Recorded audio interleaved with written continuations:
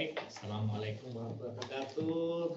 Terima kasih buat teman-teman semua yang sudah bergabung di MLI Book Review yang hari ini sudah masuk episode ke-25. Dan hari ini kita akan mereview buku The Lean Startup yang akan dipandu oleh Aruna. Sebelumnya seperti biasa saya akan sharing tentang MLI Book Club ya. MLI Book Club ini adalah klub buku tercinta kita yang kemarin tanggal 22 Mei sudah berulang tahun yang kedua, dan sampai hari ini di grup chat kita, di WhatsApp grup chat kita ada 146 member. Kita juga punya mini library di lantai 7. Kita punya Yammer page, dan juga kegiatan kita bulanan adalah monthly book review seperti yang kita lakukan hari ini. Juga kita tiap hari di grup chat juga suka berhahi, saling sharing bacaannya setiap hari, saling belajar satu sama lain. Mudah-mudahan kita bisa menjaga kegiatan kita ini tetap terusnya. Oke. Di tahun pertama kita sudah mereview 12 buku ya. Episode 1 kita mulai dengan buku Digital Minimalism, dan tahun kedua kemarin kita terakhir kemarin bulan lalu kita menghadirkan satu reviewer tamu dari Ambasador Perikles Bandung, dan hari ini kita sudah memasuki episode yang ke-25, memasuki tahun ketiga ya, tahun ketiga dengan buku The Lean Startup. Tangan dulu dong. Udah masuk ke tahun ketiga ya. Dan ini kalau teman-teman ada yang mau mereview buku, silakan ya. Itu yang episode 26 sebenarnya masih tentatif. Artinya kalau tentatif, kalau nggak ada yang tersedia review ya itu buku itu saya akan review. Tapi kalau ada yang volunteer, dengan senang hati saya akan menggeser. Dan untuk kegiatan ini cukup simpel ya aturannya. Jadi kita invite semuanya sih. Bahkan kalau teman-teman di sini ada yang punya kenalan atau apa yang mau di invite, kayaknya sih nggak apa-apa sih kayaknya ya. Jadi paling ada aturan dari HR, kalau yang voucher mesti orang non-live ya. Yang door prize voucher. Dan silakan di sini kalau kita nanti di diskusinya mau menyampaikan pendapat, silakan. Dan pasti kita semua di sini open mind, kita terbuka, belajar satu sama lain. Dan bagi yang jadi reviewer, kita rule-nya simple juga, yaitu 10, 20, 30. Ya kalau mau bikin mau jadi reviewer itu nggak ribet kok sebenarnya. Maksimum 10 slide untuk bikin presentasinya, bahkan nggak pakai slide pun nggak apa-apa sebenarnya. Terus 20 menit waktu untuk presentasi, dan 30 poin font. Jadi sebenarnya slide itu simple aja sebenarnya, nggak perlu yang ribet-ribet, hurufnya kecil-kecil, malah nggak kebacaman. Dan door prize kita hari ini adalah buku Same as Ever dari Morgan Housel. Dia adalah penulis buku The Psychology of Money. Jadi buat teman-teman yang tertarik nanti bisa, mudah-mudahan beruntung ya bisa dapetin door prize ini. Selain buku, kita juga ada 3 door prize voucher ya. 3 voucher 100.000 voucher MAP kalau nggak salah dari Echa. Thank you Echa untuk support door prize dan juga makanan-makanan dari yang disediakan di ruangan ini. Thank you ya Echa ya. Oke, baik. Untuk buat teman-teman yang belum registrasi, silakan di scan ini. Tadi saya udah put linknya juga di chat Teams-nya, silakan bisa mengisi. Ini untuk keperluan kita pertandingan door prize nanti. Dan reviewer kita adalah Aruna. Nah, Aruna ini adalah dari tim Orion Ops. Pertanyaannya apa? Operation, Transformation, Innovation. Oke. Operation, Transformation, Innovation. Oke. Baik, mungkin untuk menghemat waktu kita akan langsung mempersilakan Aruna untuk sharing buku The Lean Startup. Tepuk tangan untuk Aruna.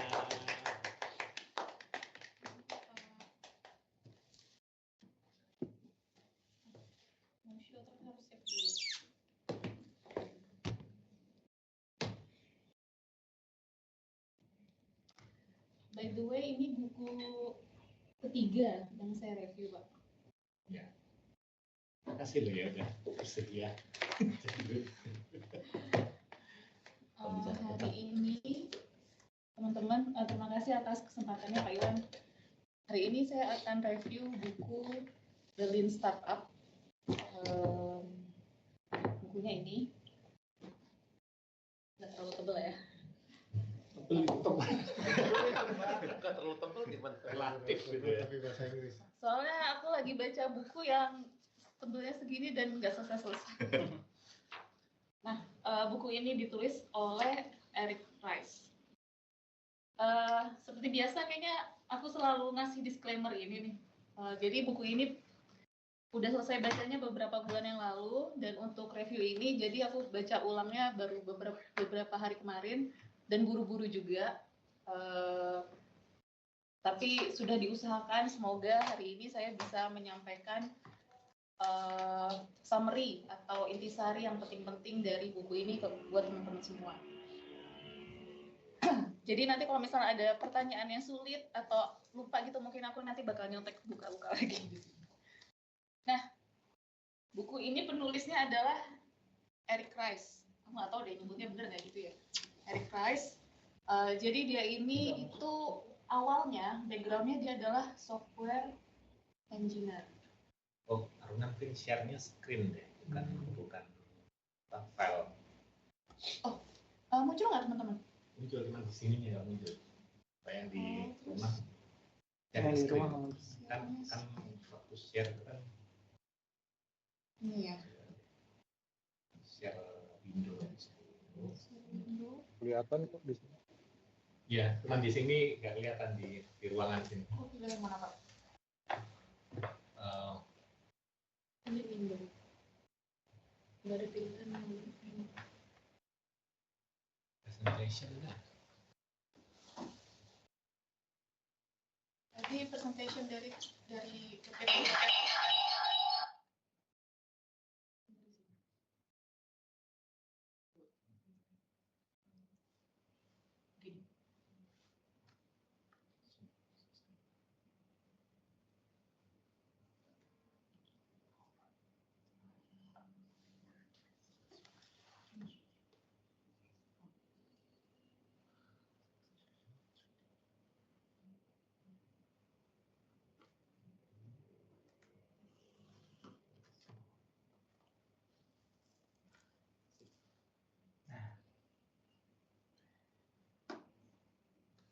Aku bisa nyonteknya di mana? Oh, ada contekannya. Iya, nggak apa-apa. Bisa nggak Pak? Bisa aja sih. Bisa. Escape? Escape mati. Escape mati ya. Kita pindah-pindah aja. Oh, ini. Colokan biasanya. Iya.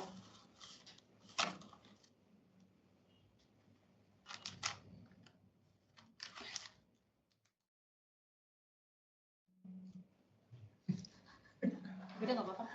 Kita mau filenya digeser. Oh ya gitu ya. Ya, maaf ya teman-teman, mohon menunggu.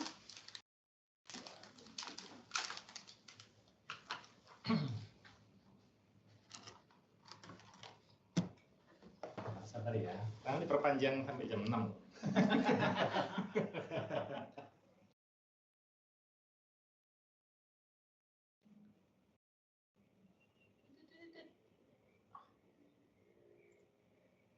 Oke, silakan dinikmati dulu ya ini ya. Buat ngiming-ngimingin temen yang di rumah juga. Sambil juga apa kayak sambil Pak Iwan setting. Ya, udah gitu. Udah. Melalui Email.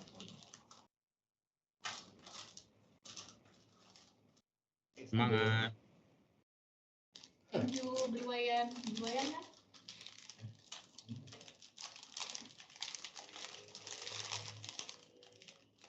Oke. Oke, jadi si Eric Rice, penulis dari buku Lean Startup ini, itu backgroundnya adalah software engineer. Di sini kan banyak teman-teman IT nih, mungkin bisa relate juga sama ceritanya si Eric Rice ini. Dia software engineer yang kemudian akhirnya menjadi entrepreneur. Dia adalah co-founder suatu perusahaan yang bernama IMPU. Dia itu kayak mungkin mirip kayak metaverse, kayak dunia 3D di mana bisa jual-jualan barang digital. Nah, dari pengalamannya membuat IMPU ini, jadi dia punya banyak pengalaman atau experience pahit dan manisnya membentuk suatu produk baru atau perusahaan baru, sehingga ditulislah konsep Lean Startup methodology ini. Dari hasil penulisannya dia ini, konsepnya dia ini, kemudian dia menjadi konsultan, jadi advisor, jadi pembicara di mana-mana ngomongin tentang Lean Startup-nya ini. Begitu. Jadi sekarang kita Iwan ya? Ya. Aja next. Next.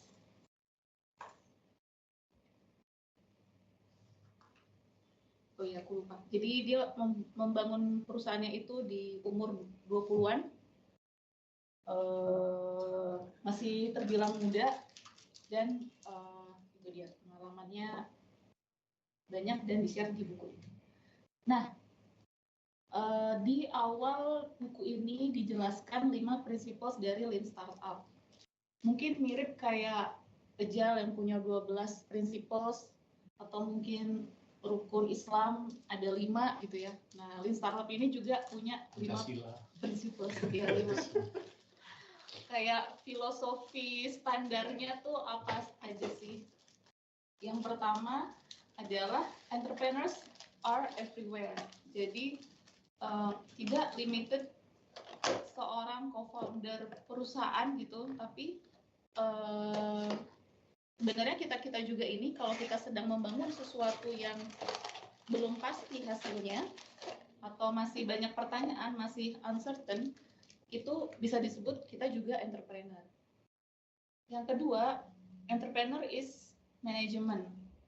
Jadi mungkin maksudnya itu kalau kita melihat cerita-cerita Facebook atau startup-startup yang berhasil di luar sana, misalnya Apple gitu, itu kayaknya keren leadernya gitu, co-foundernya berasal dari ide yang sangat cemerlang gitu. Tapi kalau Eric Rice bilang ini, sebenarnya entrepreneurship itu perlu suatu disiplin atau manajerial, tidak cuman sosok leadership-nya aja yang dibutuhkan. Jadi butuh manajerial, butuh hands-on untuk melakukan atau memaintain produk ini, recycle produk ini. Itu yang kedua. Yang ketiga adalah validated learning, bahwa segala sesuatu yang kita buat itu perlu benar-benar divalidasi di lapangan, tidak cuma sekedar angan-angan atau abstrak atau opini atau wishful thinking yang tidak ada bukti langsung atau kita coba ke lapangan. Artinya misalnya ke customer atau ke user atau ke market langsung. Yang keempat adalah build, measure, learn, feedback loop. Nanti ada penjelasan yang lebih detail di slide berikutnya. Dan yang terakhir adalah innovation accounting. Nanti ada penjelasan juga di slide berikutnya. Ini adalah 5 principles dari Lean Startup. Oke, nah waktu baca buku ini kan ada keraguan gitu. Emang aku baca buku ini bisa relate apa? Aku kan kerjanya di korporat, sedangkan ini judulnya startup, takutnya cuman cocok atau cuman bisa dipraktekkan kalau aku kerjanya di perusahaan startup gitu. Tapi ternyata enggak. Di chapter 2 buku ini, jadi di awal-awal dia tuh sudah menjelaskan sebenarnya apa sih definisi entrepreneur yang dia maksud di sini. Karena di buku ini tuh dia nyebut terminologi pelakunya tuh sebagai entrepreneur gitu. Nah, dijelasin sama penulisnya bahwa definisi entrepreneur di buku ini tuh adalah siapa aja yang sedang membuat new product atau service dalam kondisi yang tidak pasti atau uncertain. Jadi nggak limited to founder, tapi bisa juga kita-kita ini karyawan, entrepreneur di dalam perusahaan korporat. Katanya istilahnya intrapreneur ya, kalau entrepreneur yang di perusahaan. Intrapreneur. Iya, aku juga baru dengar sih, intrapreneur. Nah, jadi setelah membaca itu di chapter 2, oh oke, bisa nih lanjut baca bukunya. Nah, jadi kita pun banyak pekerjaan-pekerjaan yang penuh dengan pertanyaan kan, misalnya mau launching produk baru, apakah produk kita ini bakal ada yang mau beli atau enggak? Terus misalnya bikin fitur baru di aplikasi main atau di menu light ID, kira-kira fitur itu bakal dipakai dengan proper atau sesuai dengan asumsi kita nggak sih oleh customer atau oleh user-user agency kita? Terus mungkin misalnya teman-teman lagi ada punya ide nih, kira-kira ide aku ini bakal bisa diterima oleh manajemen nggak ya? Jadi kan kita pun sebagai karyawan juga punya pertanyaan-pertanyaan atau kondisi-kondisi yang tidak pasti itu. Jadi kalau kalian atau teman-teman punya pertanyaan seperti itu, sedang bereksperimen, maka kalian adalah entrepreneur. Nah, startup berarti definisinya apa? Ya masih sejalan dengan definisi entrepreneur tadi. Startup adalah suatu institusi atau organisasi yang sedang membuat produk atau service dalam kondisi yang tidak pasti atau uncertain. Nah, ada satu kata yang ketinggalan sebenarnya, lean.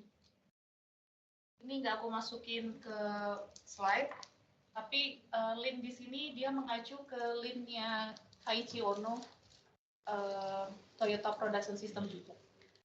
Yang ya dia pakai konsepnya dilanjutkan untuk membuat lean startup ini.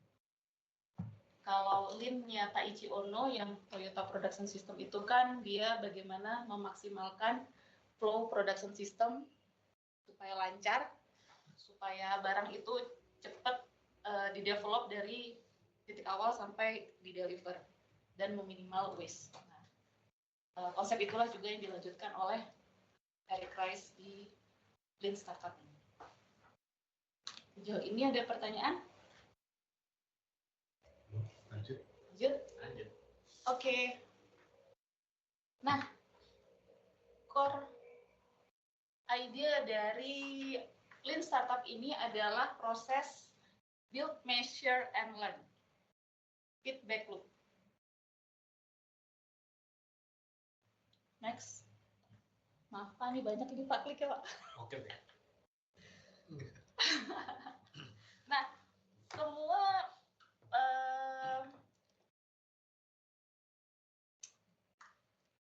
Eric Rice bilang semua startup itu berawal dari asumsi. Nah, asumsi itu kan sebenarnya banyak ya. Pertanyaan-pertanyaan saat kita mau menelurkan suatu ide baru itu kan pertanyaannya banyak, asumsinya banyak. Apakah user akan mau dengan model produk seperti ini? Apakah mereka mau bayar? Concern mereka apa? Pokoknya banyak. Nah, ada istilah yang sering dipakai di buku ini itu adalah leap of faith assumption. Jadi di antara banyak asumsi itu ada yang kritikal, ada asumsi yang kritikal yang harus dicek pertama kali dan menentukan jawabannya nanti kalau misalnya iya atau tidak. Kalau misalnya jawabannya ternyata tidak, asumsinya salah, maka bisa jadi bisnisnya itu mungkin nggak ada gunanya lagi untuk dilanjutkan. Itu leap of faith assumption. Next, Pak.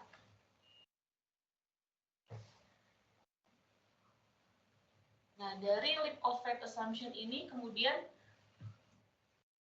yang di-encourage oleh Eric Rice adalah segera membentuk versi pertama dari produk kamu yang bisa dites atau get out of the building istilahnya dia, dites ke pasar, ke user atau ke customer. Nah, menggunakan konsep MVP, minimum viable product. Ini kayaknya MVP aku sering banget nyebut di training-training.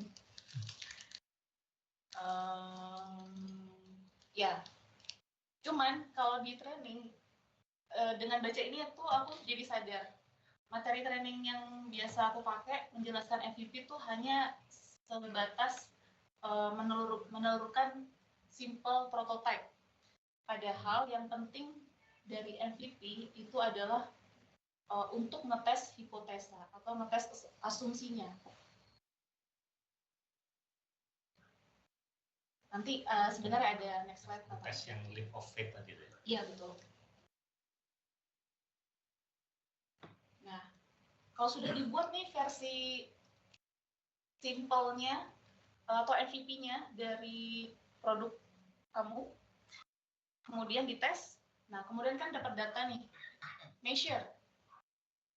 Bisa jadi kita measure apakah user behaving the way we expected, atau apakah mereka benar-benar mendapatkan value, mau menggunakan fitur yang kita kasih. Kemudian dari data kita dapat insight, selanjutnya adalah learning. Gimana nih, apakah kita mau melanjutkan ide kita ini, atau kita harus pivot, harus belok. Oke, ini mau menjelaskan secara cepat dulu feedback loop dari build, measure, and learn.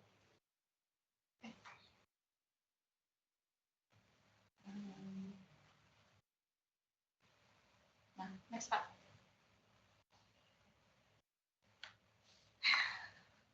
Masih ada kondangan. Ya, ini mau mengajak teman-teman untuk ngasih contoh melakukan build, measure, and learn dengan suatu ide yang nggak terlalu kompleks gitu ya, nggak terlalu teknologi savvy. Nah, misalnya nih, ini cerita bohong-bohongan ya, nggak beneran kok. Misalnya idenya adalah berangkat dari problem kita kalau mau kondangan gitu kan, baju yang di lemari tuh kemarin udah dipakai berapa kali, kayaknya nggak pengen pakai baju yang itu lagi, tapi kalau beli itu mahal. Nah, solusi yang dimaksudkan di sini adalah kita bisa sewa dan bisa dadakan, misalnya H-1 dipesan kemudian dianterin pakai ojek online. Next, ceritanya asumsinya akan ada orang-orang yang membutuhkan layanan ini dan mereka nggak malu pakai atau nggak merasa jijik gitu untuk memakai baju sewaan. Next, maka MVP-nya, kebayang nggak teman-teman? Kira-kira MVP-nya apa? MVP-nya bukan bikin website. MVP-nya cukup menyiapkan beberapa baju kondangan dari lemari sendiri, terus kita foto pakai HP, upload ke Instagram atau ke WhatsApp katalog, tawarin ke teman-teman. Kalau ada yang mau, dianterin pakai ojek. Di katalognya mungkin kasih tahu informasi seperti size, harganya, dan syaratnya apa. Habis itu di measure tuh dari MVP itu ada yang tertarik atau enggak, apakah mereka oke-oke aja dengan konsep pakai baju orang. Terus dari yang mereka cari itu biasanya modelnya yang dicari seperti apa, ukuran yang banyak dicari itu ukuran apa yang paling diminati. Habis dapat datanya, kemudian kita learning. Oke, dari sini kita mau melanjutkan gimana nih untuk ide kita ini. Misalnya ternyata banyak yang mau pakai. Nah, berarti berikutnya untuk scaling bisnis kita mau ngapain nih? Lumayan banyak sih yang mau, misalnya bikin website sederhana atau gratisan, sehingga bisa naruh katalog yang lebih banyak dan usernya lebih nyaman untuk, lebih simple untuk mengorder gitu, nggak perlu lewat WhatsApp atau chat misalnya seperti itu. Ini contoh melakukan build, measure, and learn dengan contoh kasus yang ini. Kira-kira gimana? Ada yang mau bikin perusahaan rental outfit kondangan sama saya nggak? Ide bagus. Yuk. Transfer modal. Ya, jadi MVP-nya ini belum bikin aplikasi website atau mobile app sama sekali. Baru ngetes bisnis ini ada yang mau pakai nggak sih? Sebelum kita ngeluarin banyak effort untuk coding atau ngeluarin beli banyak baju baru supaya jadi katalog. Nah, dengan menelurkan MVP ini, maka harapannya kita bisa terhindar dari wasted effort tersebut. Oke, sepertinya bisa next.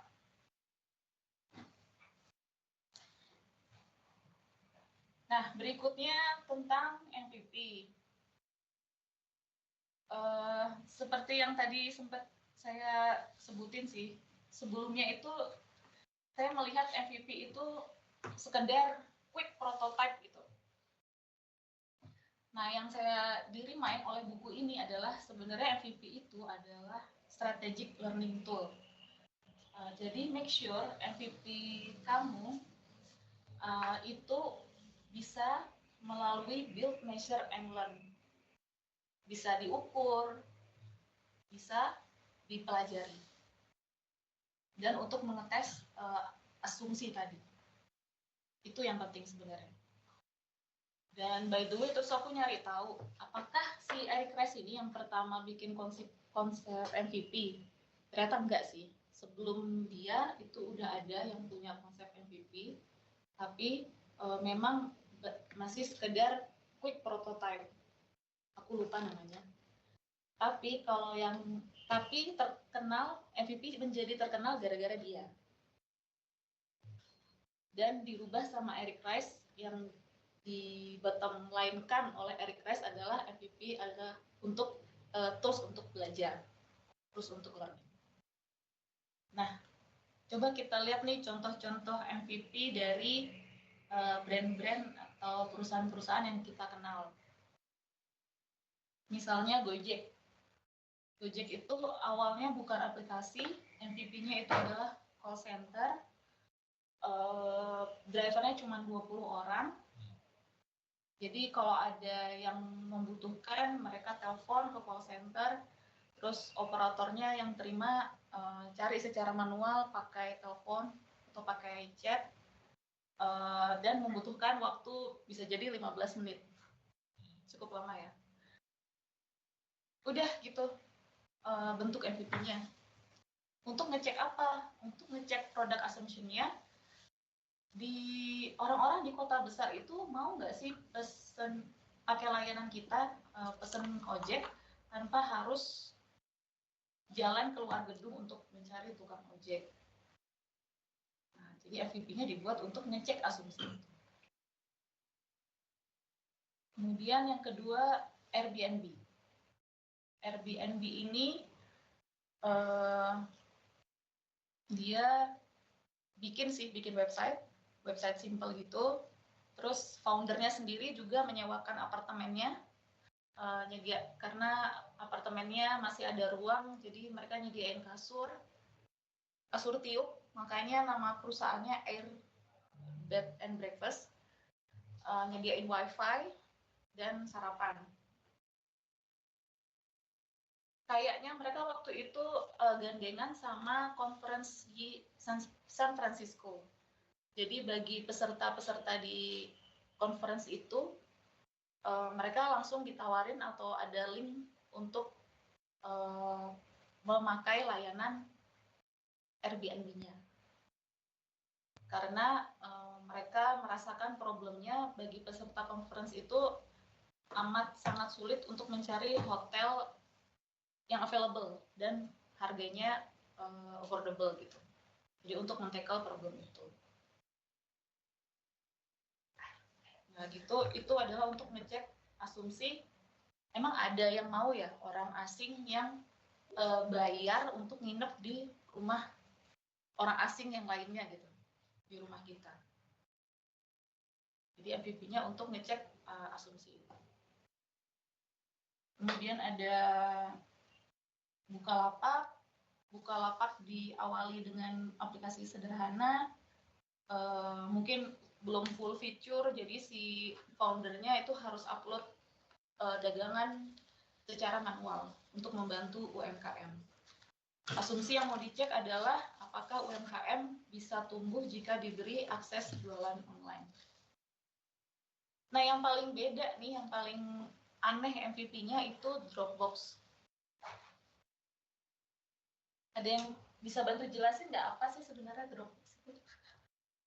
Kayak itu kan kayak Google Drive gitu kan. Ya.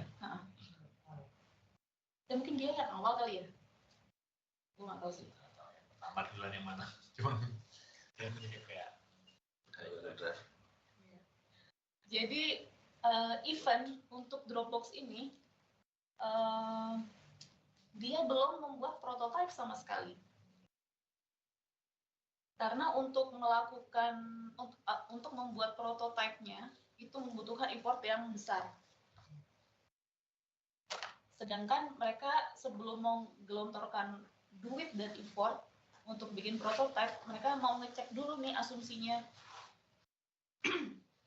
Apakah ada pengguna yang membutuhkan produk seperti ini? Nah, jadi yang mereka buat MVP-nya adalah bikin video demo yang durasinya 3 menit, dan itu cuman pura-pura aja, nggak benar-benar sistem gitu, cuman video pura-pura. Nah, ini demonya dikirim ke komunitas early adopters yang mungkin cukup terbuka pikirannya untuk menggunakan produk ini. Kemudian mereka mendapatkan waiting list atau calon pengguna yang banyak. Nah, setelah itu baru mereka berani melanjutkan ke step berikutnya, membuat produknya, coding. MVP itu nggak harus yang beneran bisa jalan beneran gitu ya. Jadi kayak berkonsep tadi kan. Pre-order. Mungkin tergantung asumsinya. Soalnya spesial yang Dropbox ini sepertinya kalau mereka bikin prototipenya itu sangat butuh effort yang sangat besar. Research-nya sangat kompleks sepertinya. Kalau nggak salah ingat yang dia bilang di situ. Jadi sebelum ke sana, sebelum ngeluarin duit banyak dan waktu yang banyak, makanya mereka butuh cek ini dulu gitu. Emang ada yang mau nggak sih? Ya, ngeceknya ke komunitas yang memang itu memang Early adopters yang memang mau coba kayak gitu. Kayak funding itu ya Mbak? Early adopters? Funding itu kan? Enggak sih. Bukan pandai sih, yang orang senang eksperimen, senang coba-coba. Kalau misalkan peminatnya sedikit, kira-kira dilanjutin juga nggak ya? Kemungkinan enggak. Kayaknya. Oh ya tadi untuk ngumpulin ide sebenarnya, karena mereka komunitasnya lebih dokter sehingga kita kasih feedback tadi, datanya, measure datanya juga banyak. Salah satu output dari MVP-nya itu mereka jadi punya calon pembeli.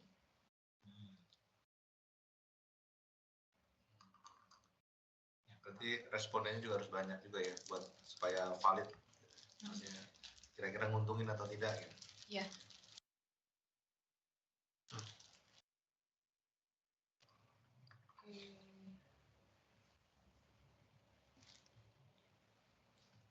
Saya ceritain Netflix juga seru kan Netflix itu. Ada nggak di situ? Enggak, aku nggak bikin. Ini pun sebenarnya nggak semuanya yang di slide ini aku tampilin di ini. Ini ada yang aku ngambil dari browsing aja. Netflix tuh awalnya peminjaman ini ya, DVD. DVD ya. Netflix itu punya DVD lewat apa? Pos. Pos. Nah, Ya dulu kan dia lawannya adalah Blockbuster kan dulu. Dia nyewain DVD lewat surat, jadi lewat pos kirim ke rumah atau balik. Ya gitu awalnya, jadi bukan yang kayak sekarang. Sama kayak Gojek tadi, Gojek awalnya memang pesen ojek lewat telepon.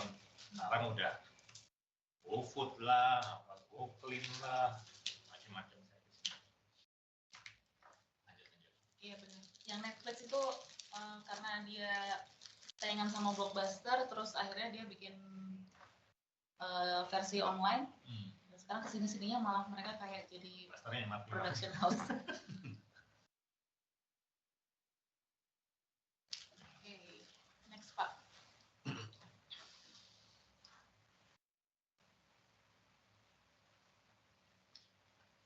Oke, nah ini case study. Teman-teman coba tebak apakah di case study ini perusahaan ini harusnya pivot atau persevere. Di tahun 2020, sebuah startup yang disebut Bourbon melaunching aplikasi yang punya fitur check-in location kayak Pet atau Foursquare, terus bisa nge-planning meet up, bisa earning point dengan hanging out, bisa posting foto dari tempat-tempat yang mereka visit. Cuman masalahnya user yang mencoba menganggap aplikasinya terlalu membingungkan dan terlalu cluttered. Tapi mereka suka satu fitur, yaitu sharing foto dengan filter. Menurut teman-teman ini pivot atau persevere? Pivot. Teman-teman yang di online?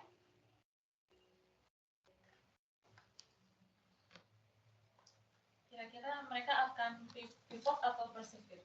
Pivot itu berarti kayak berubah haluan ya? Pivot berubah haluan. Berubah haluan atau persevere lanjut?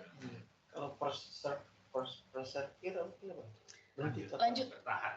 Oh, ngikutin dengan konsepnya tadi itu yang dari tes tadi, lanjut. Kalau pivot, yang tadi ya datanya nggak sesuai lanjut, tapi asumsinya nggak, hasil tes asumsinya nggak valid, dia harus ganti haluan. Tapi tetap lanjut kan?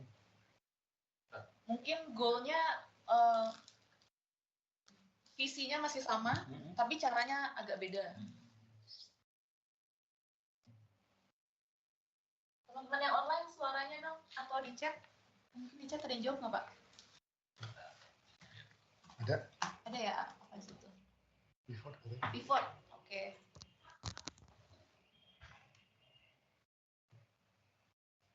Oke, jawabannya next Pak. Ya, jawabannya benar, pivot. Aku udah menduga tadi, ini kayak Instagram deh. Ini sebenarnya cerita dari Instagram.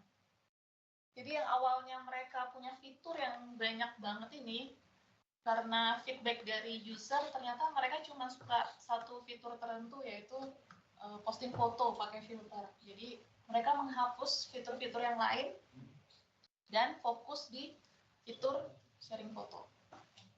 Dan menjadi Instagram yang sekarang.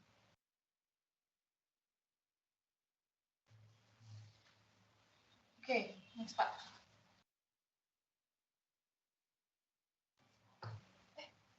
Udah 4:40 ya? Jam 7. Pokoknya sampai selesai aja lah. Sesi sholat. Sampai selesainya aja deh. Nah, satu lagi nih cerita tentang pivot. Oh, jadi banyak ceritanya pivot ya. Ini perusahaan beneran.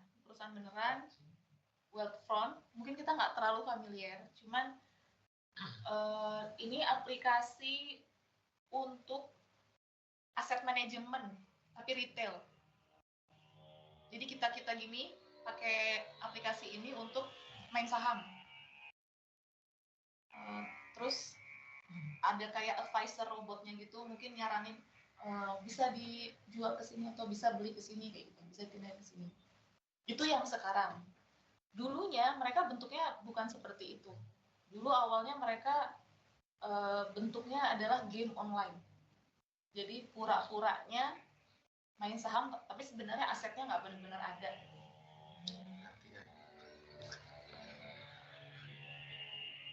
Awalnya misi dari foundernya itu adalah untuk disrupt mutual fund industry by bringing greater transparency, access, and value to retail investors. Di slide ini sebenarnya mau diceritain adalah cerita pivotnya mereka yang cukup ekstrim. Yang awalnya mereka dari game online menjadi aplikasi aset manajemen yang sekarang. Nah, kenapa sih waktu itu mereka malah bikin game online? Jadi maksudnya itu pengen attract trader-trader amatiran gitu. Diajak main saham yang pura-pura. Nah, pengennya dari situ bisa difilter asumsinya dari sekian orang yang main adalah banyak atau mayoritas yang memang punya kemampuan untuk jadi trader profesional. Asumsi yang kedua itu awalnya dikasih free, terus harapannya kalau mereka merasa kemampuannya kurang, mereka mau bayar, mengeluarkan duit untuk memakai layanan yang ditawarkan oleh aplikasi ini. Itu asumsinya mereka.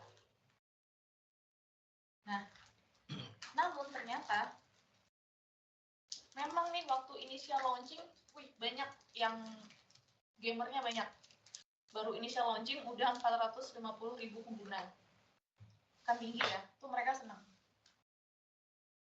Tapi tidak terlena.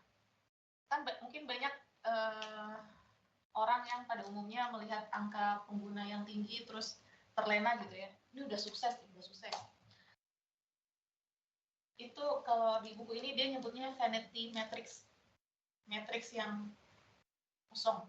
Matrix yang menipu gitu.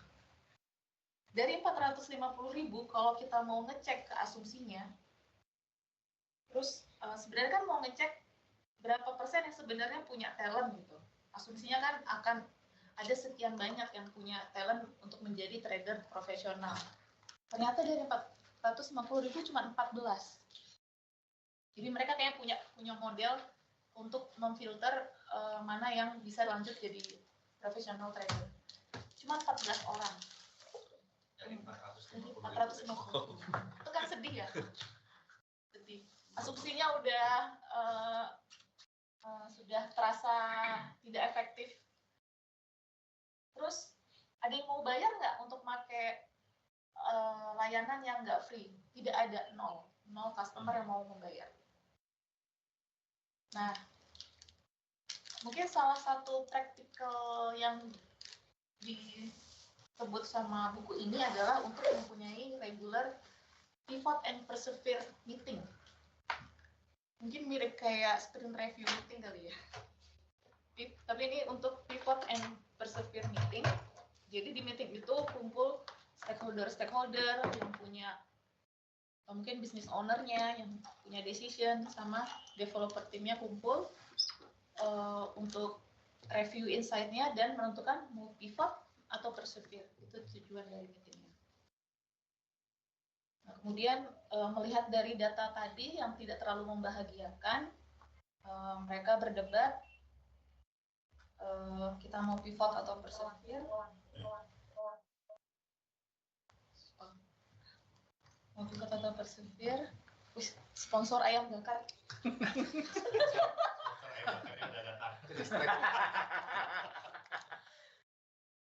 Kata Pak Iwan, Mas.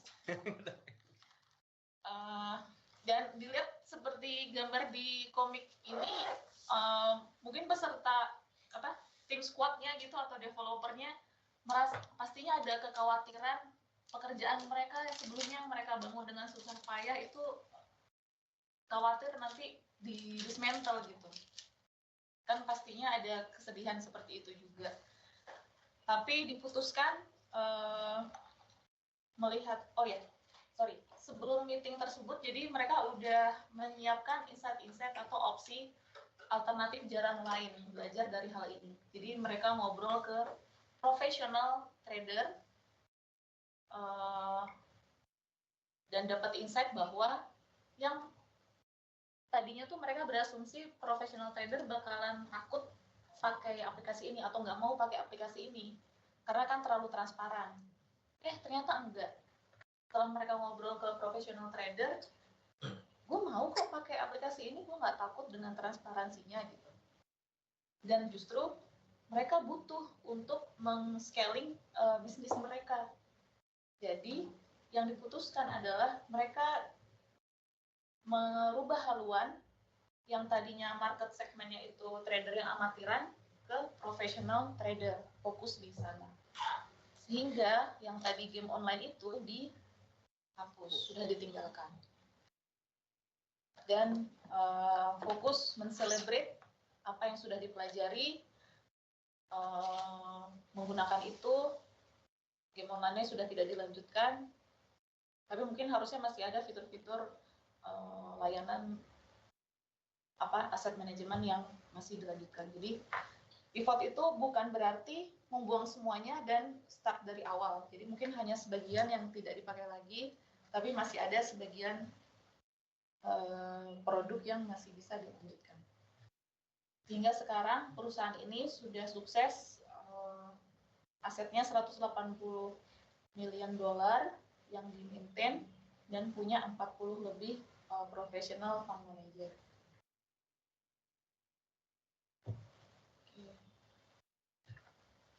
Ada pertanyaan teman-teman? Next, Pak.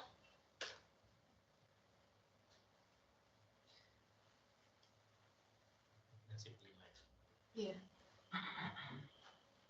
Dia bilang di buku ini mungkin sangat membosankan, tapi harus dilakukan. Terus aku nyari tahu kenapa sih dia pakai kata accounting gitu. Emang ada hubungannya sama financial. Jadi maksudnya accounting di sini untuk mengemphasize bahwa inovasi itu juga perlu diukur dengan disiplin.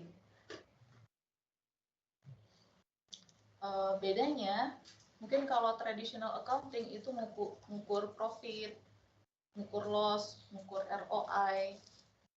Tapi kalau di innovation accounting yang kita ukur, apakah kita making progress, apakah kita MVP kita apakah efektif, apakah eksperimen kita membawa kita menuju goal kita atau tidak. Jadi contohnya sebenarnya mirip kayak yang tadi cerita Webfront itu, misalnya kita punya aplikasi, terus wah 500 orang sudah install aplikasi kita. Bentar dulu, dari 500 itu yang sukses sign up dan login berapa? Terus yang balik lagi buka aplikasi kita berapa? Jangan-jangan cuma sekali nyoba, tidak puas, dan nggak pernah balik lagi. Siapa tahu. Dan balik lagi, apakah metriknya menunjukkan hipotesisnya itu benar atau enggak? Jadi singkatnya, innovation accounting ini adalah cara serius untuk mengukur progres dari suatu inovasi. Kalau tidak pakai ini, takutnya startup-nya atau idenya hanya beroperasi berdasarkan harapan dan opini. Next, Pak.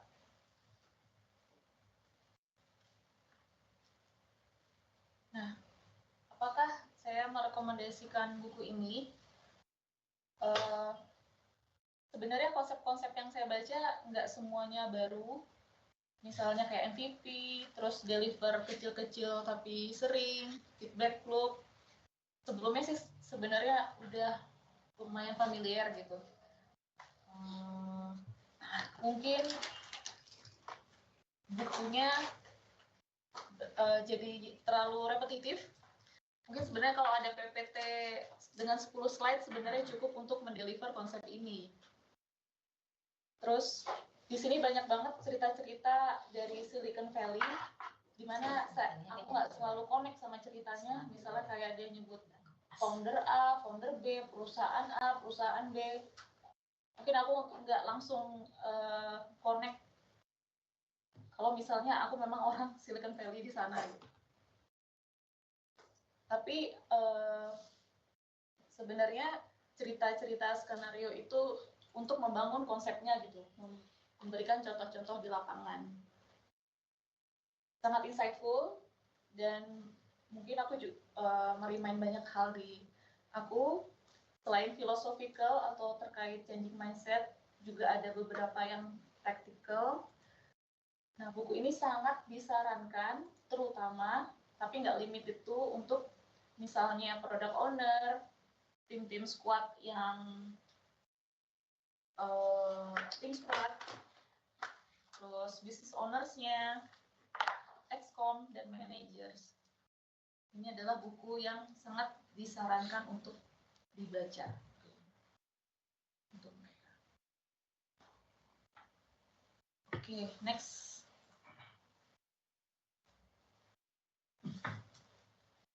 Nah, contoh-contoh aplikasi Lean Startup di perusahaan korporat. Misalnya nih, kalau kita punya ide, mungkin coba pelan-pelan pause dulu, terus mikirin. Daripada kita bangun full produk yang membutuhkan waktu 6 bulan, 1 tahun, apakah ada versi simpelnya, MVP-nya, untuk mengtes apakah customer akan mau pakai produk ini atau fitur ini. Yang kedua, misalnya kita punya proses improvement, mungkin bisa dites dulu apakah di limited tim dulu misalnya, dibandingkan di rolling out ke seluruh perusahaan atau lebih luas lagi. Terus misalnya ada technology modernization. Sebelum full migrasi, apakah ada versi pilot yang bisa kita validate? Apakah user akan bisa beradaptasi menggunakan teknologi baru ini atau enggak? Customer experience, innovations. Sebelum ada campaign atau fitur baru, bisa nggak kita ngecek dulu di limited segment atau customer atau user agent untuk ngecek actual behaviors-nya. Apakah mereka akan menggunakan fitur itu dengan sesuai asumsi kita atau enggak.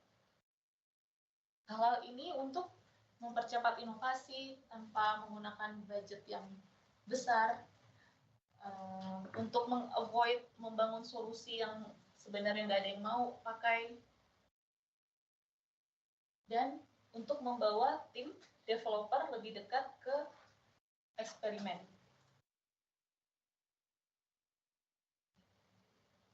Ada pertanyaan nggak di sini? Atau komentar? Kayaknya nggak mungkin deh. Gimana, teman-teman, ada pertanyaan?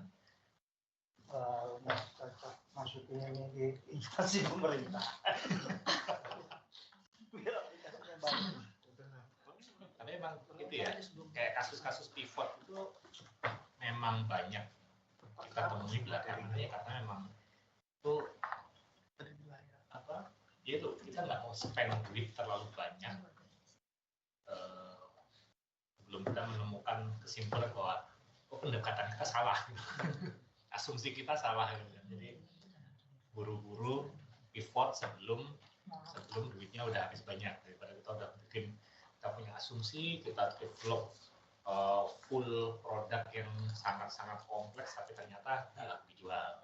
Akhirnya mau pivot pun juga udah duitnya udah keluar banyak. Jadi kayak apa sebenarnya yang sunk cost fallacy ya. Kita udah kadung keluar duit banyak nih. Ini sayang kalau dilanjutin, udah marketingnya digedein, padahal bukan itu yang dibutuhin sama customernya. jadi malah makin merugi.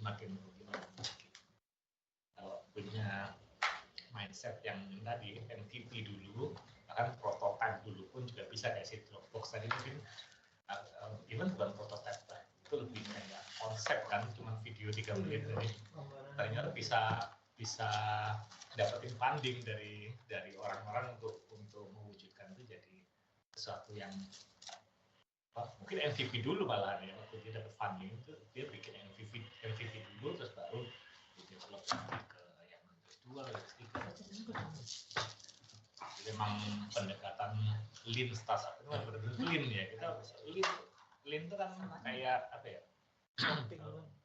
Lean itu ramping. Lean itu ramping. Kalau daging lean itu daging tanpa lemak, jadi benar nggak ada hal-hal yang pemborosan lah di situ ya. Makanya kalau di lean Haji Ono tadi itu dia ngomongin 7 ways atau 8 ways ya sekarang ya. Mungkin versi siapa gitu. Dulu 7 ways 7 pemborosan yang disingkat Timbut Transport Overproduction. Timbut Transport. Oh. Ya adalah panjangannya itu overproduction, overprocessing, terus motion, ada panjangan. Pokoknya singkatannya Timbut di situ. Nah itu ya tadi pemborosan dalam inovasi itu dijelaskan kayak di buku ini, bagaimana kita bisa melakukan inovasi untuk membuat satu startup itu tanpa harus keluar effort yang besar dulu di awal. Jadi kita learningnya tadi itu untuk keputusan pivot atau persevere tadi itu ada reguler di sini. Lanjut Aruna. Ada pertanyaan lagi, teman-teman? Dari yang di rumah mungkin ada pertanyaan? Mungkin nanya Baruna, itu yang tadi perusahaan game online itu dia pivot berarti dari B2C ke B2B ya berarti ya. Terus baru suksesnya setelah dia jual software-nya ke professional trader kan gitu kan. Tadi dia maksudnya dia ngetes dia melakukan MVP prototyping itu ke customer regular yang amatir tuh nggak jalan gitu. Begitu dia tes, tapi dia ambil sebagian yang berhasilnya itu yang ke professional trader, terus kemudian dia jual ke professional trader terus berhasil aja gitu ya. Mungkin dia ambil konsep sebagiannya gitu ya, baru betul kan? Ganti target marketnya ya, sama-sama B2C sebenarnya, cuman B2C ya. Target marketnya sebelumnya professional trader gitu. Sebelumnya amatir, yang mana sebenarnya itu lebih cocok gamer ya tadi. Terus jualan game gitu ya.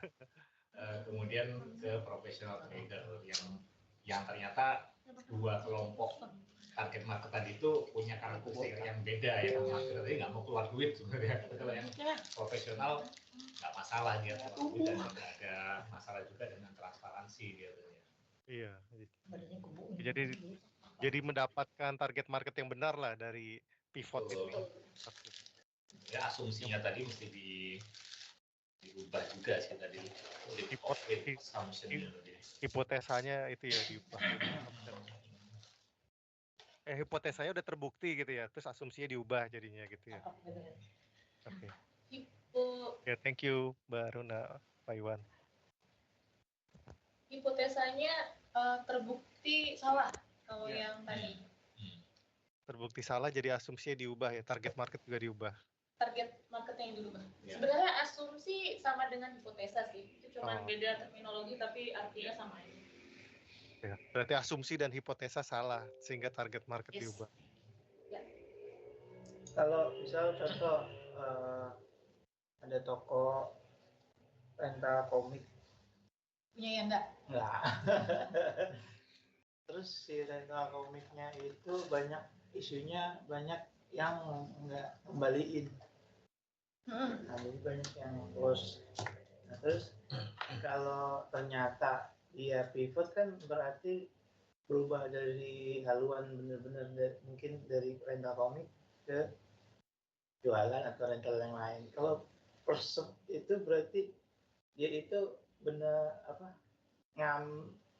ganti arah atau gimana? Atau sebenarnya intinya dia mau nyoba gimana kalau si komiknya itu jadi nggak hilang gitu. Jadi apa yang dia harus lakuin. Dia masih pengen bisnisnya itu rental komik gitu. Kalau pivot kan tadi kita benar-benar pindah haluan. Yang pertama kali mungkin ya MVP-nya adalah dari saya mau minjemin komik koleksi pribadi saya dulu aja. Ternyata balik atau enggak? Ternyata Nggak dibalikin. Iya. Oh, berarti asumsinya adalah orang sebenarnya punya kecenderungan untuk nggak balikin. Nggak usah dilanjutin. Berarti udah nggak harus lanjutin dong ya. Berarti Itu kalau sampai pivot ya, mungkin jangan Bukan pinjam dibawa pulang kali. Baca di tempat. mungkin nyewa fotokopiannya aja.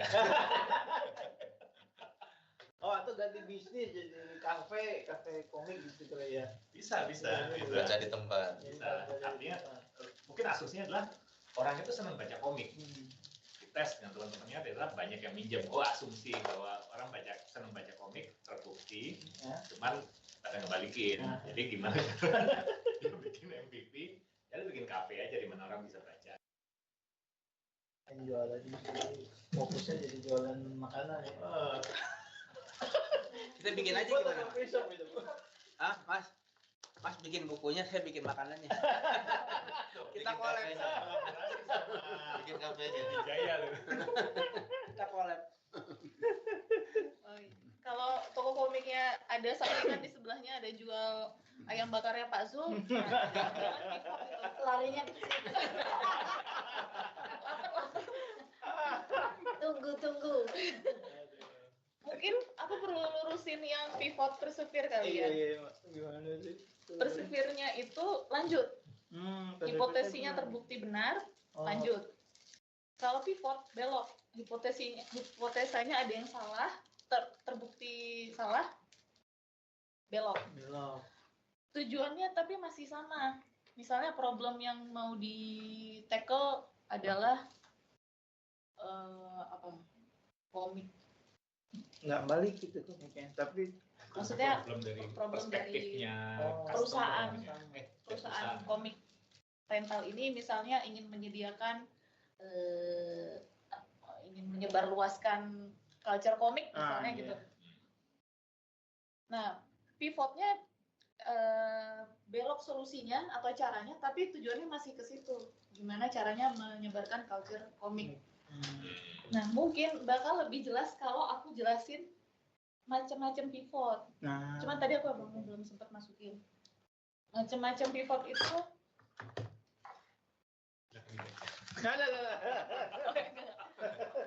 macam-macam pivot. Misalnya ada zoom in pivot. Itu kayak Instagram tadi. Yang awalnya dia punya fitur banyak, semoga aku nggak salah. Awalnya fitur banyak difokusin ke satu. Itu satu contoh pivot. Ada lagi zoom out pivot.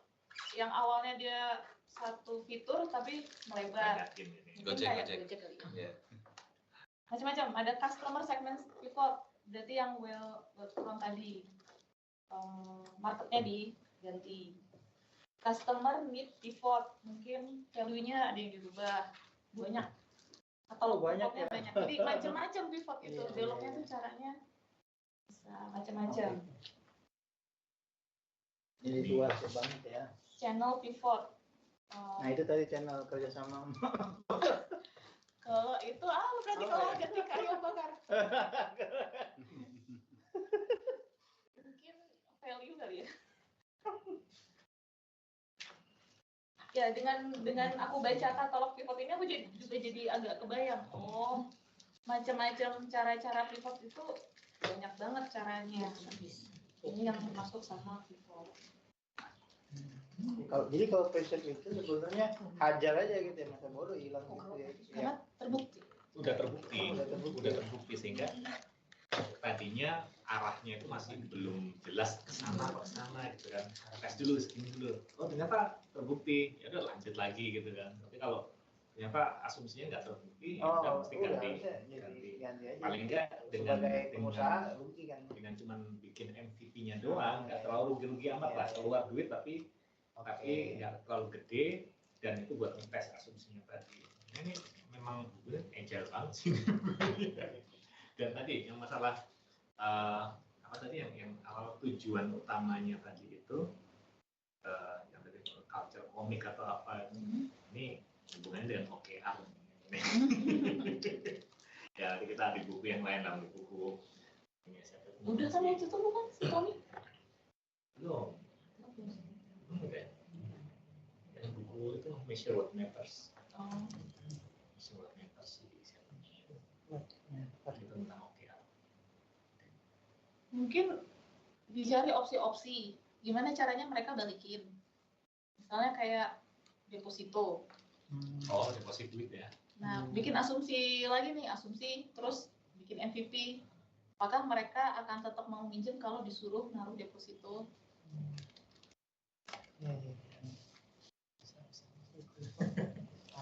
Tes asumsinya.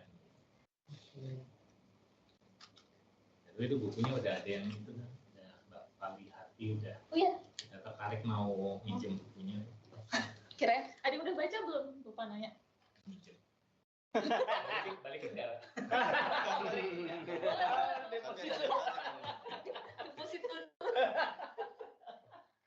Sebagai info, yang pinjam dari mini library yang balikin paling berapa persen ya? Mas Iwan, harusnya memang harus ada pencatatan. Kayak dulu zaman sekolah itu kan ada. Yang nyatet siapa? Manual. Apa Enggak, maksudnya tetap harus, maksudnya saya dulu kalau SMA ya, itu ada kayak gitu. Jadi bukunya tetap ada pinjem, ada catat, nanti balikin. Nah, kayak gitu habis. Berarti Oh, dikasih ditaruh aja iya. ya, buku di situ ya. Siapa yang mau minjem dia Oh, angkat iya, sendiri. Iya. Jadi bisa di tracking. Asumsinya nanti kita coba tes ya. Enggak, maksudnya kan orang MVP kan dulu. tetap pengen juga. MVP buku pencatatan ya. Maksudnya ada kan Hasil kalau MVP-nya orang ngambil buku tanpa nyatet. Bukunya berkurang tapi gak ada isinya. enggak, maksudnya kan kalau ini contoh kalau misalnya kayak pembelian itu loh, pembelian yang Yang itu nggak ada orangnya itu kan Ah. ada kata-kata maksudnya Kejujuran, kejujuran. atau Maksudnya kejujuran kita gitu. tulis seperti itunya kejujuran, maksudnya pinjam, catat dan nanti mau dibalikin. Wajib itu dibalikin. Kayak misalnya beli, ngambil, bayar. Itu kan kalau di sekolah ya, apa tuh? Di kantor-kantor juga ada kan? Buktinya pada beli makan gorengan satu bayar, Ya. goceng gitu kan kita coba. Oke, bisa dicoba. Ya, jangan habis semua bukunya. Gak sampai habis kok. Masih Yang ada. bagusnya hilang. Nggak selesai baca. Oke ya, Rona ada lagi gak di sini? Ada satu slide penutup sih. Itu nggak ya? Ini maksudnya kata-kata mutiara yang mungkin bisa kita aplikasikan di daily life, nggak perlu terkait produk delivery. Learning itu salah satu yang muncul banget waktu aku baca ini. Jadi mungkin pesan-pesannya apapun challenge atau problem yang teman-teman sedang hadapi ini, be curious itu adalah window of opportunity teman-teman untuk belajar. Terus kalau teman-teman sedang punya ide yang kepikiran dari lama gitu, gatel pengen dimulai, mulai aja. So start small. Ide itu maksudnya Ini beda apapun nih. Ini Dimulai kayak Mau bikin apa? bisnis apa lah gitu. Dimulai Saya aja. Mau bikin bisnis apa ya udah dimulai aja gitu. Iya. Jangan overthinking. Bahkan kalau mau untuk self develop orang itu juga bisa loh. Contoh ya, kalau aku refleksi ke pengalaman pribadi, dulu aku sekarang kalau kantor naik sepeda. Dulu aku start smallnya apa? Naik sepeda cuma dari rumah sampai halte bis, cuma 3 kilo ya 15 menit gitu. Udah gitu. Start small itu selama mungkin berapa bulan juga kayak gitu. Terus itu pikiran, bisa nggak sepedanya aku naikin ke bis, sampai turun di sini, sepedanya naikin lagi pakai kantor. Dites, awalnya tes asumsi, kuat nggak sih aku ngangkat sepeda masukin bagasi. Ternyata dijalanin bisa. Habis itu tes asumsi lagi, bisa kali ya kalau sepedaan dari rumah langsung ke kantor. Dan bisa gitu loh. Jadi ya keep learning, start semua, mulai dari hal kecil, nanti terus growing terus. Tapi kalau kita nggak mulai sama sekali ya udah sampai kalau kita nggak mulai.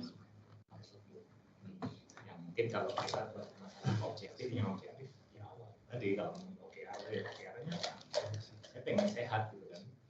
Terus sepedaan dulu, sepedaan kecil, pendek-pendek dulu, terus coba berkembang. Sekarang sih kalau pulangnya sih nyambung bis. Mungkin tahun depan bisa pulang pergi full. Jadi ya keep learning, start small. Thank you so much everyone. Menjelaskan. Slide-nya udah habis. Oke.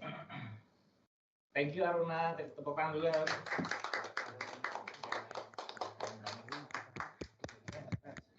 Ada lagi yang mau Ya, 14-nya langsung. sharing teman-teman yang online juga mungkin? Mbak Farihati, Ya. kalau mau nyari aku di 14, lantai langsung ruangan dulu. Saya mau tanya yang tadi Mas Iwan, yang Ya, saya udah ada di Pak Budi itu loh, Oke. yang Pak Makasih. Budi tulis itu tapi karena keburu mau Oh yang ini, meeting, Google-in. jadi saya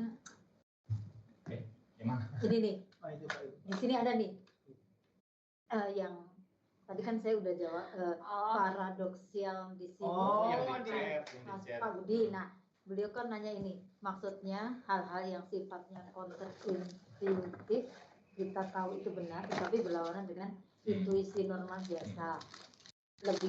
Lebih banyak pilihan barang di departemen store yang ini yang seharusnya membuat lebih bahagia ternyata membuat orang lebih tidak bahagia dengan pilihannya karena penyesalan terhadap pilihan yang tidak diambil atau bunyi. Pilihan jodoh yang makin banyak di aplikasi dating online yang seharusnya membuat pilihan yang lebih banyak tapi malah membuat kesenjangan yang makin tinggi. Agak bingung ini tadi, semakin sedikit anak muda Gimana? yang menikah. Gimana? Ayo Pak Budi. Budi, Malah silakan Pak di. Budi. Lebih Di- realistis model. Ini dijelaskan. Mas Budi, Pak Budi mana? Ini coba Ada. ditulis. Itu tuh. Tentang jodoh Pak, tentang jodoh. Nah, Iya, aku tuh baca tadi karena mau meeting jadi entar dulu deh. Kontroversial soalnya. Mungkin itu di kesempatan lain di buku lain kali ya. Itu sebenarnya bukunya Paradox of Choice-nya Brian Schwartz itu Habis sih. ini kayaknya Pak. Oh, ini iya. Pak Budi ya. Menarik sih itu bukunya. Jadi memang kayak sekarang ini memang kejadiannya banyak paradoksikal kan. Kayak Tinder itu misalnya Tinder, Bumble itu kan pilihannya banyak banget itu. Pilihan orang swipe kanan, swipe kirinya itu. Tapi kenyataannya anak-anak zaman sekarang kan makin sedikit menikahnya malahan. Terus juga ya kan Menteri Agama pun juga bilang tingkat perceraian naik. Kemudian yang mau menikah pun sedikit. Jadi paradoks, semakin banyak pilihan kita semakin penyesalannya, regretnya besar gitu loh. Jadi ya itu dibahas di buku itu sih. Mungkin apa yang mau dijelaskan ya Bu ya? Apa yang mau dijelaskan mungkin? Simpelnya ya. Kita kalau misalkan ke toko pengen beli baju Sesuatu, lah ya, iya. pengen beli Iya. baju. Baju. Model bajunya cuma 2. Kira-kira kita puas nggak? Enggak lah. Enggak kan? Kita pasti akan andai ada lebih banyak pilihan lagi. Muter lagi ya Bu kamu. Tapi coba misalnya pilihannya ada 100 baju lah misalnya, atau nggak usah banyak-banyak 100 lah. 20 pilihan baju. Terus kita milih 1. Terus habis itu kita pulang, kayaknya yang tadi juga bagus deh. Nah, Akhirnya yang udah dibeli tadi kerasa nggak bagus karena dia masih kebayang model yang lain lagi gitu kan. Seharusnya saya ngambil yang itu gitu. Iya. Jadi itu paradox of choice di situ. Kadang kita kalau pilihannya Iya, terlalu sedikit kita nggak puas. Tapi kalau kita pilihannya terlalu banyak, itu juga kadang juga ujung-ujungnya nggak puas juga karena kok saya ngambil yang ini ya, mestinya tadi Kayaknya yang itu sama. masih Jangan-jangan yang bagusan itu. Sama kayak di agensi juga sama. Di agensi kalau kita jualan produk kan dari si agentnya. Dari agentnya nggak boleh nawarin produk terlalu banyak tuh pilihannya kalau misalnya dikasih produknya. Syariah, non syariah misalnya ini ada 7 pilihan, dia akan bingung.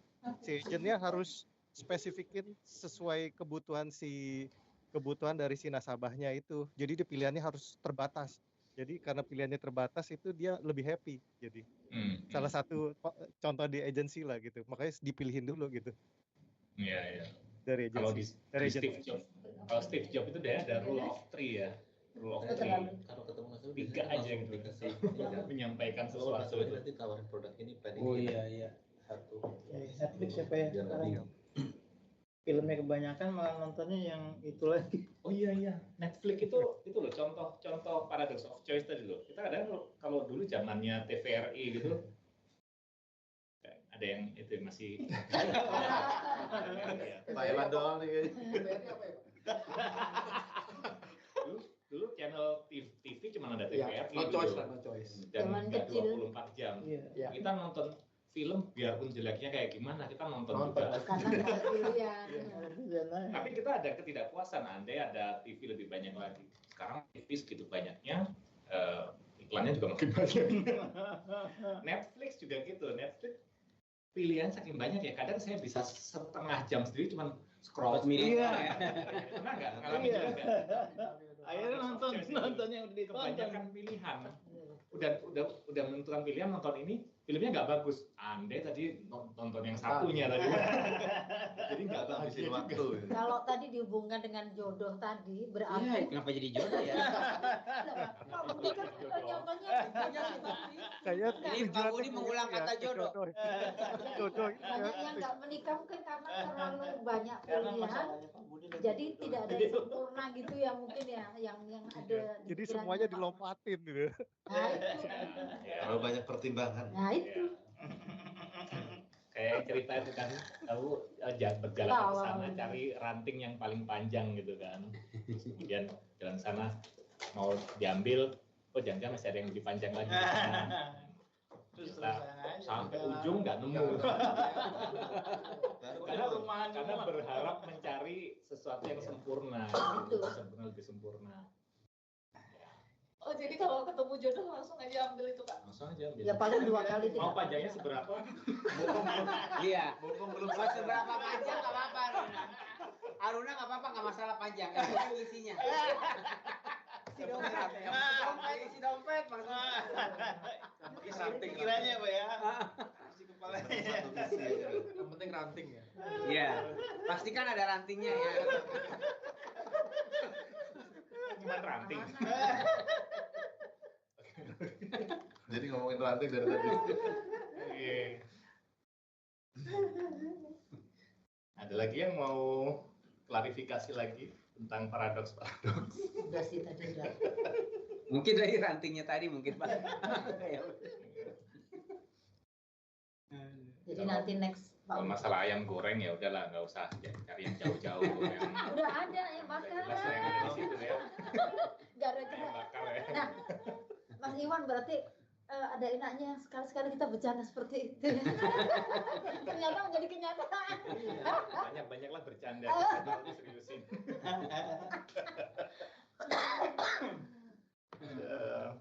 Sudah jam 5:17, gimana kita mau undian atau mau ngelanjutin ngomong ranting? Ini ketinggalan daftar nih Pak. Barcode. Oh, bayarlah seperti biasa ya. Tapi biasanya Tambahin. kalau diisi Kok beda apalin? Yang apalin nih. kayaknya Besok bikin peraturan Pak. Nggak usah. Ya mulu. kayaknya meetingnya gua harus 1:30 deh Kamu udah terlambat dapat lagi. Ini keselin banget tuh. Udah ikhlas banget ya. Berarti nggak boleh Pak Iwan, nggak boleh. Nggak boleh. Yang Udah gitu senang lagi ya. kayaknya meetingnya tuh udah mau jam 2 tetap aja ini jadi kayaknya 1:30 deh, jadi nggak telat nih kayaknya 1:30. Jadi sorry ya untuk kali ini. Di skip. Bercanda Mbak Ella, bercanda. Tapi serius loh Mbak Ella. Bercanda Mbak Ella. Tapi biasanya udah dapat. Nah, saya siapin ini ya. Kasih rantingnya Pak biar nggak dapet. Sambil nunggu, kalau mau lanjut ngobrolin startup, ranting, jodoh. Nah, saya siapin dulu. Enggak langsung dia. Saya rajin. Rutin. Sama malu juga rajin. Gua Rajin telat. Rajin terus. Sekali duluan nggak kalah. Ya bisa 1:30 meetingnya berubah. Ya besok lupa 1:30. Oke, Laila tadi udah masukin belum, Mbak? Belum ya? Belum. Lu nggak jadi nih. Tetap jadi. Malu. Udah dapat dulu malu deh. Pokoknya kalau dia dapat lagi Pak, besok suruh dia ya.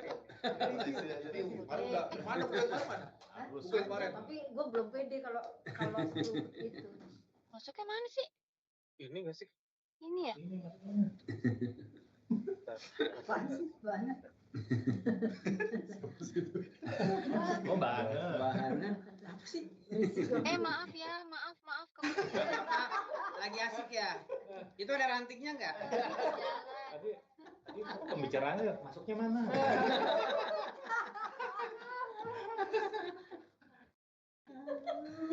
Oh, padahal nyari Parah.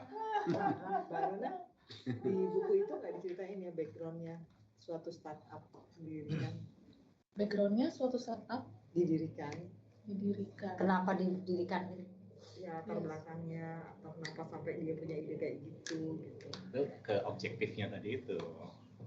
Berarti Apa mengenai dari cuma dari culture komik pengamatan tadi. atau dari pengalamannya dia atau Lebih apa, ke- story-nya itu ada nggak di buku itu diceritakan?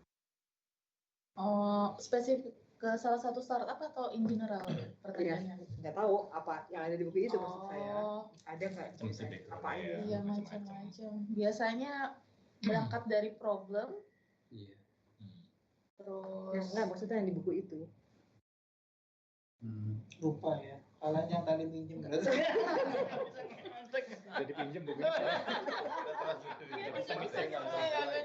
Mbak Fali tolong bukain halaman. Mbak Fali. Nanti kita Soalnya- tanya Mbak Fali aja. berusaha memahami background pertanyaannya sih Mbak Tuti. Iya kan kalau misalnya ada anak jadi dokter karena dulu ibunya sakit jadi dia bercita jadi dokter gitu kan. Kalau misalnya di buku itu maksud saya ada nggak diceritain misalnya kisahkan kenapa dia berniat untuk mendirikan startup itu gitu. Si Eric Rice ini. Ada nggak di bukunya diceritain atau dikisahkan salah satu contoh Triggernya ya, apa, pemicu. ya macam gitu. Ya, Untuk yang 3D itu ya, perusahaan 3D. aku nggak inget kalau yang si Eric Rice si penulis buku ini perusahaan yang dia dirikan tuh yang namanya IMView yang 3D avatar aplikasi. Itu kenapa dia bikin IMView aku lupa. Mungkin dijelasin tapi aku lupa.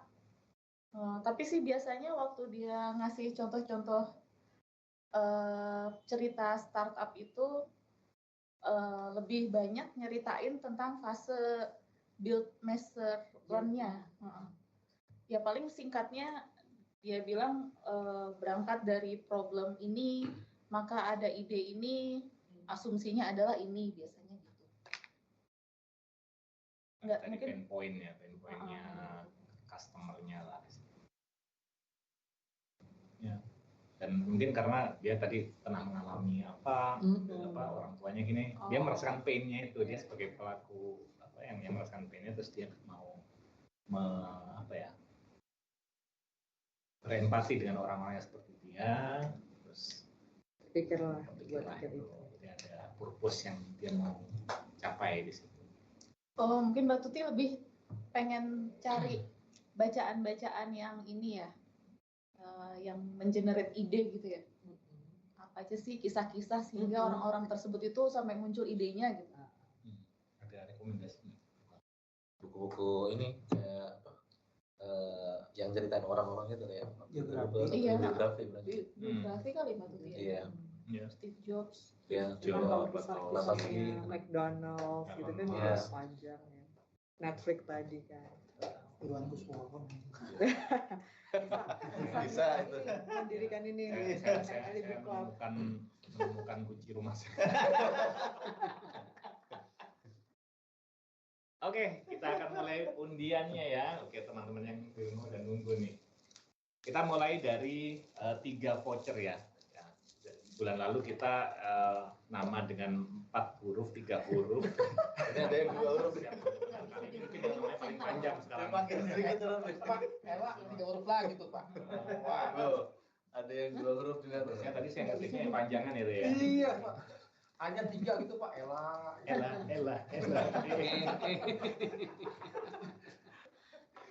Oke, kita undi 3 voucher MAP 100.000.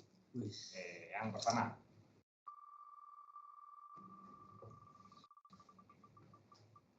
Coba aja kalau nggak buat. Mas. Waduh. Tuh hampir kan lah. Hampir lah. Huruf. Huruf kan, aduh salah. Ini kayaknya algoritma Masih ada nggak orangnya? Mas Aji. Iya nih, gue film. Masih. Kayaknya masih, Mas. Oke, selamat ya. Kayaknya apa miskinnya? Satu huruf. Yang kedua, mungkin karena ringan ya mungkin. Dua huruf ringan. Jadi hurufnya enak gitu. Masih lihat oleh. Una jadinya. Berikutnya. Berikutnya Dua. satu huruf orang pertama kali aja gue langsung dapat buku kamu. Ayo, Mak. Ini aja gue feeling gue lagi nih. Nih, enak nih. Tuh kan, tuh. Kan dia seneng Tuh kan. sama. Tuh kan bener kan? Tuh kan. Tuh kan. Jadi kayaknya nyari yang unik-unik. Iya. Apa? Mungkin apa? Nggak apa-apa deh, dia ngasih ayam. Buat Dapat ayam. itulah, buat ayam. Oh nggak, ini sifat berkah. Di sini 4 huruf, Pak. Habis tadi 2, 3, sekarang 4 huruf. Iya, 2, 3. Sekarang yang 4 nih. Lama-lama kebaca nih algoritmanya. Algoritmanya. Tuh. Joni. Oh kan 4 kan? 2, 3. Huruf kan gitu. Ini karena vouchernya dari HR, katanya pesannya adalah untuk orang internal. Oh ya udah. Jadi, Maaf ya saya nggak akan hapus namanya Mas Yohe nanti untuk yang buku. Berarti sebelahnya Yohe aja itu. Sebelah bawah Mas, sebelah atas.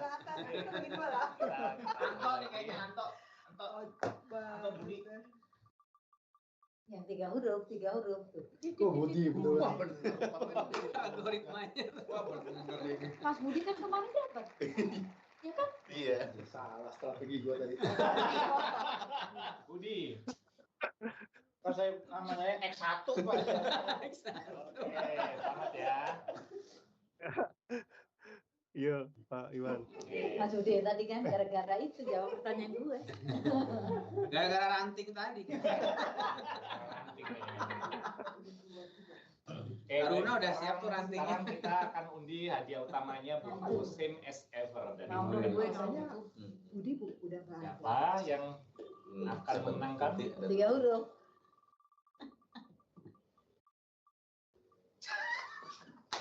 Enggak. Paling panjang ternyata. Yang paling panjang. Mas Iwan berarti itu dipatahkan. Masih ada nggak, Anton? Ada, Pak. Oke. Selamat ya. Antonius digantikan. Oke, baik. Teman-teman semuanya. Mau ngambil voucher? Bisa.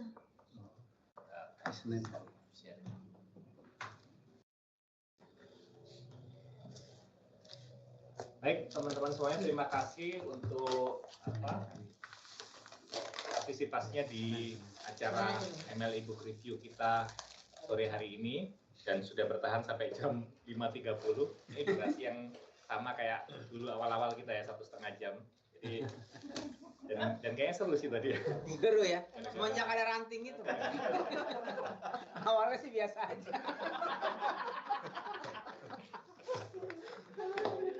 Oke. Nanti kayaknya yang ke depan book review apa yang ada bau-bau gitulah.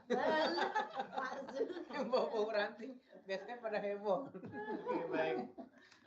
Buat teman-teman yang join online di rumah, terima kasih sudah bertahan sampai jam 5.30. Sampai ketemu lagi di acara review bulan depan di tanggal 11 Juli kayaknya. Kita akan foto dulu ya, sini jangan kabur dulu. Jangan kabur dulu, nanti foto kamera semuanya. Terima kasih semuanya. Assalamualaikum warahmatullahi wabarakatuh. Waalaikumsalam.